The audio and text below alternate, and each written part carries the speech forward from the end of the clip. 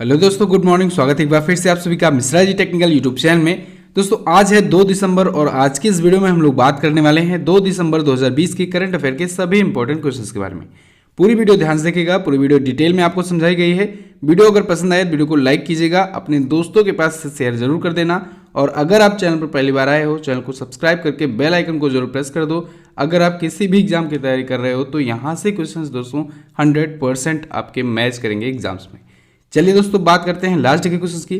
Last day का पहला question मैंने आपसे पूछा था, लॉकडाउन शब्द को किस डिक्शनरी ने 2020 का वर्ड ऑफ द ईयर चुना? तो कॉलिंस डिक्शनरी ने अपना word of the year lockdown को चुना है और वहीं कैम्ब्रिज डिक्शनरी ने दोस्तों अभी क्वारंटाइन को चुना है अपना word of the year. Bharat ने वर्ष 2035 तक कितने गीगावाट अक्षय ऊर्जा उत्पादन का लक्ष्य रखा हुआ है? तो भारत ने दोस्तों 2035 तक के लिए 450 गीगावाट तक का अक्षय ऊर्जा उत्पादन का लक्ष्य रखा हुआ है। चलिए बात करते हैं आज के दिन के पहले क्वेश्चन की। आज का हमारा पहला क्वेश्चन है, 1 दिसंबर 2020 को किस सुरक्षा बल ने अपना 56वां स्थापना दिवस मनाया? तो अभी हाल ही में 1 दिसंबर को दोस्तों BSF ने, बॉर्डर सिक्योरिटी फोर्सेज ने अपना 56वां स्थापना दिवस मनाया हुआ है। 1 दिसंबर 1965 को हुई थी इसकी स्थापना। कब हुई थी? 1 दिसंबर 1965 को।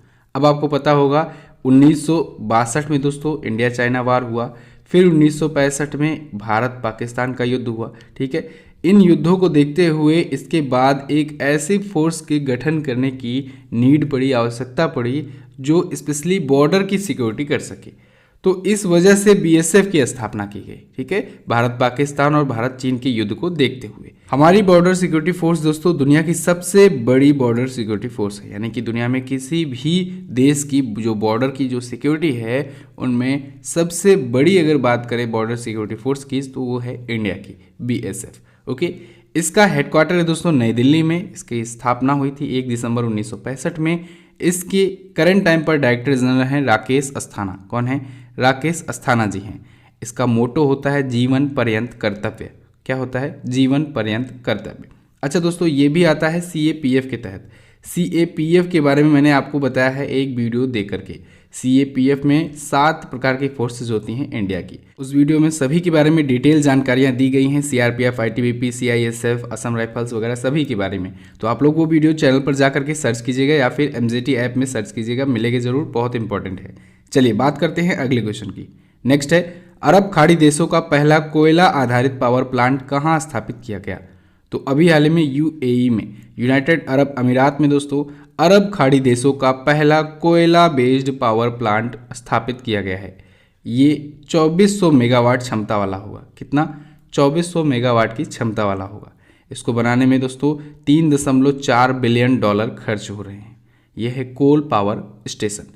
एक्चुअली में खाड़ी देशों में दोस्तों कोल पावर स्टेशन नहीं होते हैं। खाड़ी देशों में यूरेनियम बेस्ड या अदर बेस्ड पावर प्लांट ज़्यादा होते हैं। ओके, चलिए अरब खाड़ी देशों में UAE में स्थापित किया जा रहा है। UAE में कहाँ पर स्थापित किया जा रहा है? तो UAE में दोस्तों दुबई में, दुबई के सआब शुएब में ये स्थापित किया जा रहा है, सआब शुएब में। ओके, अच्छा ध्यान रखिएगा, दुबई जो है ये राजधानी नहीं है UAE की, ये बड़ा नगर है। जैसे भारत में मुंबई है, ठीक है, लेकिन राजधानी दिल्ली है हमारी। ऐसे ही UAE में बड़ा नगर है दुबई, लेकिन राजधानी है अबू धाबी। क्लियर? चलिए अब हम लोग वर्ल्ड मैप में चलते हैं और देखते हैं UAE है कहाँ पर। तो सबसे पहले ये रहा हमारा प्यारा भारत। यहाँ से हम लोग आएंगे खाड़ी देशों की तरफ। खाड़ी देशों के बारे में उस दिन आपको बताया गया था। यहाँ पर आप देखेंगे, ठीक है, पार्सियन गल्फ है, पारस की खाड़ी है, इधर ओमान गल्फ है यानी ओमान की खाड़ी है। तो खाड़ी के आसपास जो देश हैं वो हुए खाड़ी देश। तो ये सभी कंट्रीज जो हुई ये खाड़ी देश है। ठीक है, अब यहीं पर आपको दिख जाएगा UAE, ये रहा यूनाइटेड अरब अमीरात। ओके, ये रहा दुबई। क्लियर है? अब यहाँ पर कतर है, बहरीन है, छोटा सा देश है, इधर ओमान है और इधर बड़ा सा देश है सऊदी अरेबिया। UAE की राजधानी होती है अबू धाबी। यहाँ की मुद्रा होती है UAE दिरहम। फेडरल नेशनल काउंसिल यहाँ की संसद का नाम है और खलीफा बिन जायद अल नहयान यहाँ के हैं प्रेसिडेंट। अच्छा दोस्तों, अभी इनको नॉमिनेट किया गया है 2021 के नोबेल पीस प्राइज़ के लिए। आपको पता होगा नोबेल पीस प्राइज़ के लिए राष्ट्रपति, यहाँ के राष्ट्रपति खलीफा बिन जायद अल नहयान को और किसे, और बेंजामिन नेतन्याहू को जो कि इजराइल के प्रधानमंत्री हैं, और किसको, और अमेरिका के प्रेसिडेंट रह चुके या फिर वर्तमान में कहें अभी जो हैं, जो 20 जनवरी को रिटायर होंगे, डोनाल्ड ट्रंप, उनको, इन तीनों को नॉमिनेट किया गया है। नॉमिनेट किया गया है, यानी नामित किया गया है अभी, ठीक है, अभी मिला नहीं है 2021 के नोबेल पीस प्राइज़ के लिए। और नोबेल पीस प्राइज़ आ ही गया है तो याद रखिएगा वर्ल्ड फूड ऑर्गेनाइजेशन को इस बार का यानी 2020 का नोबेल प्राइज़ दिया जा रहा है शांति के क्षेत्र में। नेक्स्ट बात करते हैं, अगला है हाल ही में कहाँ के मुख्यमंत्री ने सूर्यधार झील का लोकार्पण किया? तो अभी हाल ही में उत्तराखंड के सीएम त्रिवेंद्र सिंह रावत ने दोस्तों सूर्यधार झील का लोकार्पण किया है। कहाँ पर? देहरादून के डोईवाला में। इस झील के बारे में बात करें दोस्तों तो इसकी लंबाई है 550 मीटर, 550 मीटर की ये लंबाई वाली झील होगी। 28 मीटर ये चौड़ी झील है और 10 मीटर गहराई वाली ये झील है। टोटल क्षमता की बात करें तो 77,000 क्यूबिक मीटर की क्षमता है इसकी, ठीक है, 77,000 क्यूबिक मीटर की इसकी है क्षमता। तो उत्तराखंड के सीएम त्रिवेंद्र सिंह रावत ने इस झील का लोकार्पण किया है। उत्तराखंड के कुछ और झील कौन कौन से हैं तो दोस्तों मैंने आपको बताया था ताल लगा दीजिएगा, जब भी आप लोग ताल लगा देंगे किसी भी झील की लास्ट में तो वो उत्तराखंड से संबंधित हो जाएगी। बस आपको याद रखना है चंद्रताल और सूर्यताल नहीं रखना है, ठीक है, चंद्रताल और सूर्यताल को छोड़ दीजिए, ये कहाँ पर है? ये हिमाचल प्रदेश में है। बाकी आप ताल लगा देंगे तो उत्तराखंड हो जाएगा। दोस्तों झील पर मैंने आपको वीडियो दी हुई है, 5 मिनट में वीडियो है, आप लोग देखिएगा ज़रूर। उस वीडियो से आपको भारत के सभी राज्यों में जहाँ पर बड़ी बड़ी झीलें हैं उनके बारे में आइडिया लग जाएगा, देखिएगा ज़रूर। चलिए हम लोग ताल की बात कर रहे थे, ताल जोड़ते हैं अब उत्तराखंड से। 7 ताल, नैनीताल, भीमताल, ठीक है, इसके बाद केदार ताल, दूध ताल, ठीक है, सातों पंथ ताल, वेसुकी ताल, गरुड़ ताल। ओके, चलिए अब उत्तराखंड से और थोड़ा सा पॉइंट्स जानते हैं। उत्तराखंड ये रहा स्टेट, भारतीय राज्य है, ठीक है, उत्तराखंड। राजधानी इसकी है देहरादून। अच्छा, इसने ग्रीष्मकालीन राजधानी भी अपनी बनाई है। क्या बनाई है? गैरसैंण को। किसे? गैरसैंण को अपनी ग्रीष्मकालीन राजधानी बनाई है। त्रिवेंद्र सिंह रावत जी बीजेपी पार्टी से यहाँ के हैं चीफ मिनिस्टर। गवर्नर है Baby Rani Maurya ji. Jim Corbett national park Bharat का सबसे पुराना, भारत का सबसे पहला नेशनल पार्क उत्तराखंड में ही बना। उत्तराखंड हाईकोर्ट के बारे में बात करें तो यहाँ के हाईकोर्ट के चीफ जस्टिस हैं करंट टाइम पर रवि मलिमाथ। कौन है? रवि मलिमाथ है यहाँ की करंट टाइम पर चीफ जस्टिस। चलिए नेक्स्ट बात करते हैं, अगला है किस केंद्रीय मंत्री ने सहकार प्रज्ञा नामक पहल शुरू की? तो अभी हाल ही में केंद्रीय मंत्री नरेंद्र सिंह तोमर ने सहकार प्रज्ञा नामक पहल शुरू की है। ये पहल जो है दोस्तों राष्ट्रीय सहकारी विकास निगम की एक पहल है, यानी नेशनल कोऑपरेटिव डेवलपमेंट कॉरपोरेशन की एक पहल है। इस पहल से होगा क्या? इस पहल का काम यही होगा दोस्तों कि भारत में प्रशिक्षण कार्यक्रमों के माध्यम से, ट्रेनिंग प्रोग्राम्स के माध्यम से कोऑपरेटिव सेक्टर्स की क्षमता, उसकी कैपेसिटी बढ़ाई जाए। तो कोऑपरेटिव सेक्टर की क्षमता के विकास के लिए ही इसे शुरू किया गया है, सहकार प्रज्ञा नाम की पहल। नरेंद्र सिंह तोमर जी ने इसे शुरू किया, इसका उद्घाटन किया है। ये कौन है? ये केंद्रीय कृषि मंत्री हैं और केंद्रीय खाद्य प्रसंस्करण मंत्री भी हैं। आपको याद होगा केंद्रीय खाद्य प्रसंस्करण मंत्रालय के मंत्री पद से, कैबिनेट मंत्री के पद से इस्तीफा दिया था हरसिमरत कौर बादल ने।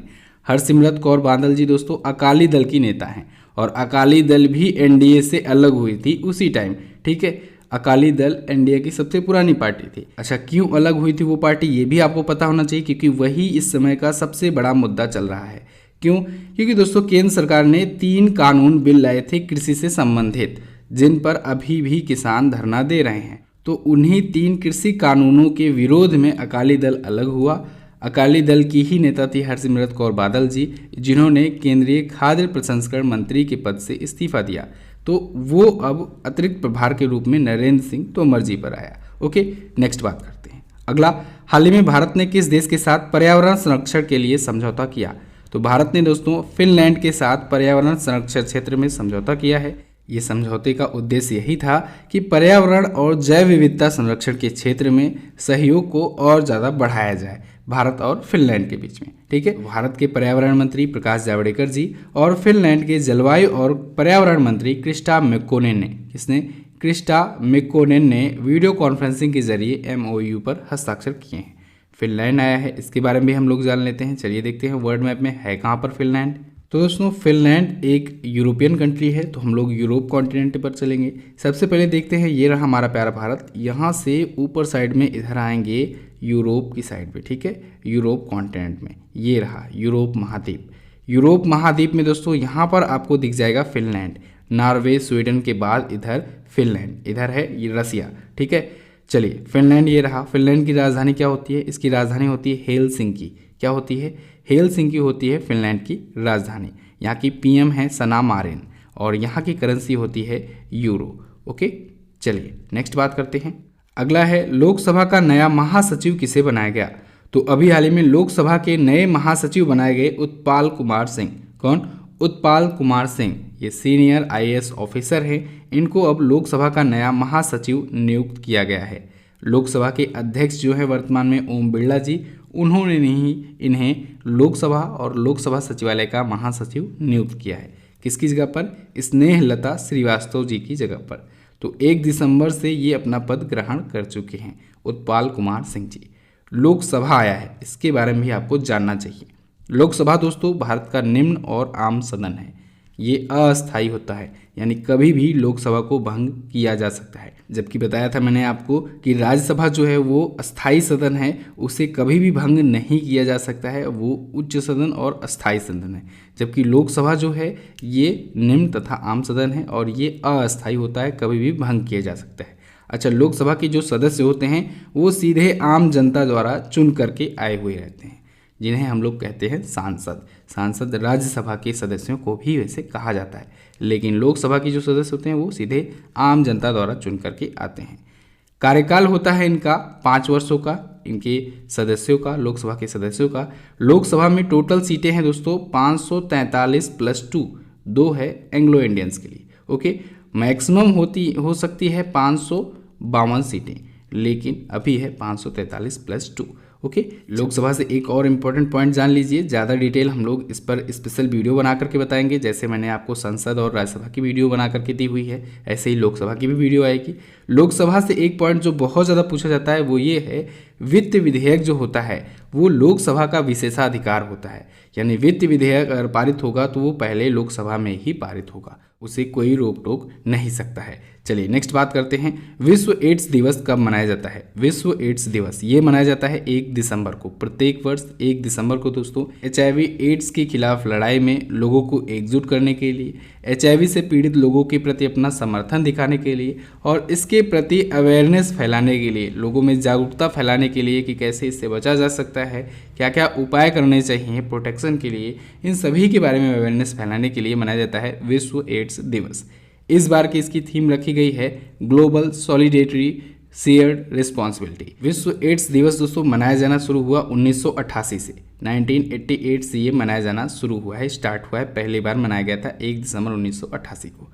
HIV और एड्स, 2 वर्ड आपने सुने। HIV का फुल फॉर्म क्या होता है और एड्स का फुल फॉर्म क्या होता है, ये दोनों ही एग्जाम में पूछे गए हैं और पूछे जाते हैं अक्सर।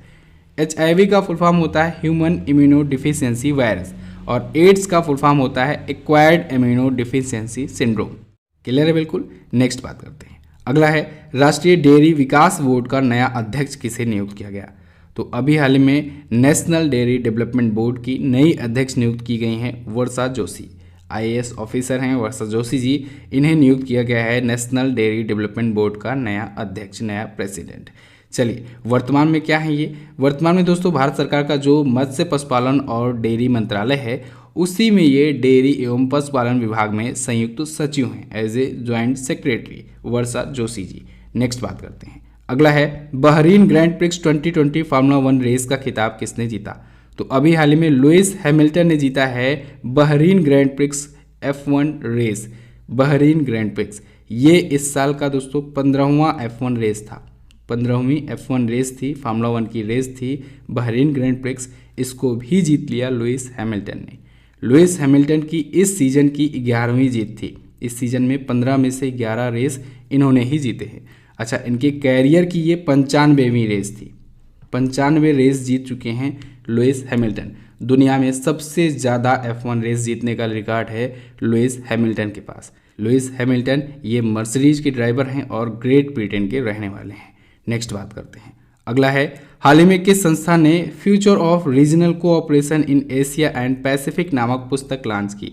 तो अभी हाल ही में ADB ने, एशियन डेवलपमेंट बैंक ने, एशियाई विकास बैंक ने future of regional cooperation in Asia and Pacific नामक पुस्तक लॉन्च की है। इस बुक में बेसिकली इन्होंने ये बताया है कि कैसे कोविड-19 के बाद एशियन कॉन्टिनेंट में जो बेसिकली एशिया पैसिफिक रीजन है उसमें कैसे ग्रोथ की जा सकती है, इकोनॉमिकल सेक्टर में, मेडिकल सेक्टर में, हेल्थ सेक्टर में कैसे ग्रोथ की जा सकती है, उसी चीज़ के बारे में इस पुस्तक में बताया गया है। एडीबी ने इसे लॉन्च किया है, एडीबी के बारे में जानिए। इसकी स्थापना हुई थी 1966 में, 1966 में। मनीला फिलीपींस में है इसका हेडक्वार्टर और मत्सुगु अस्कावा हैं इसके वर्तमान में अध्यक्ष। नेक्स्ट बात करते हैं, अगला है बाफ्टा ब्रेक थ्रू इंडिया का एम्बेसडर किसे बनाया गया। तो अभी हाल ही में दोस्तों AR रहमान को बाफ्टा ब्रेक थ्रू इंडिया का एम्बेसडर बनाया गया है। बाफ्टा यानी British academy of film and television arts ने अभी हाल ही में ब्रेक थ्रू इनिशिएटिव शुरू किया है और उसके लिए ब्रेक थ्रू इंडिया के लिए एम्बेसडर बनाया गया AR रहमान को। AR रहमान, इनके बारे में चलिए जानते हैं। AR रहमान दोस्तों 6 बार नेशनल फिल्म अवार्ड जीत चुके हैं, 15 बार फिल्म फेयर अवार्ड जीत चुके हैं, पद्मश्री अवार्ड ये जीत चुके हैं, 2 बार ऑस्कर अवार्ड जीत चुके हैं, 2 बार ग्रैमी अवार्ड जीत चुके हैं, 1 बार बाफ्टा अवार्ड जीत चुके हैं। इनको पद्म भूषण भी मिल चुका है, यानी पद्मश्री और पद्म भूषण दोनों मिल चुका है। भारत का नागरिक सम्मान है ये, ठीक है, AR रहमान। तो इनसे रिलेटेड ये सारे पॉइंट्स हैं, इनको आपको याद रखना है, बहुत ही लीजेंड व्यक्ति हैं। चलिए नेक्स्ट बात करते हैं, सबसे तेज 22,000 अंतर्राष्ट्रीय रन बनाने वाले क्रिकेटर कौन बने। तो सबसे तेज 22,000 अंतर्राष्ट्रीय रन बनाने वाले क्रिकेटर बन गए विराट कोहली। इन्होंने 462वीं पारी में ये कीर्तिमान हासिल किया है, 462वीं पारी में, और सबसे तेज ये बने हुए हैं।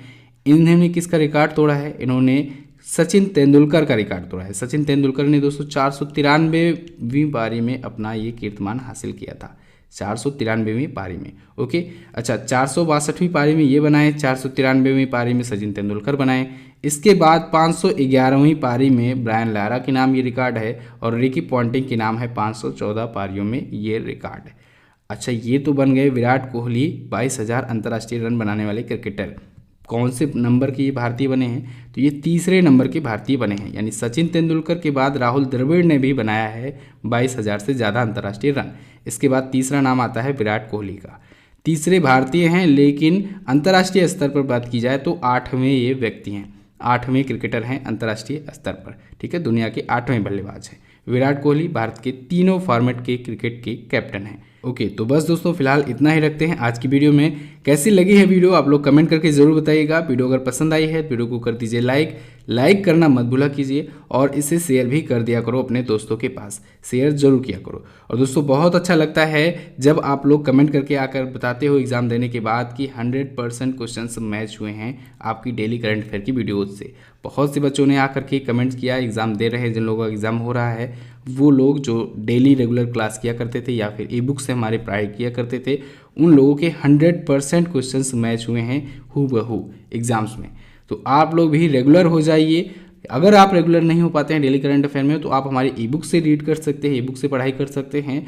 आप 100% क्वेश्चंस सॉल्व करके आएंगे एग्जाम में, चाहे आप कोई से भी एग्जाम की तैयारी कर रहे हो। चलिए बात करते हैं क्वेश्चन ऑफ द डे की। आज का पहला क्वेश्चन है आपके लिए, पूर्व प्रधानमंत्री अटल बिहारी वाजपेयी जी को भारत रत्न से कब सम्मानित किया गया। अगला है, वर्ष 2021 में ऑस्कर अवार्ड का कौन सा संस्करण आयोजित होगा। दोनों ही क्वेश्चन है बहुत ही इंपॉर्टेंट, दोनों के बारे में आप काफ़ी कुछ लिख सकते हो।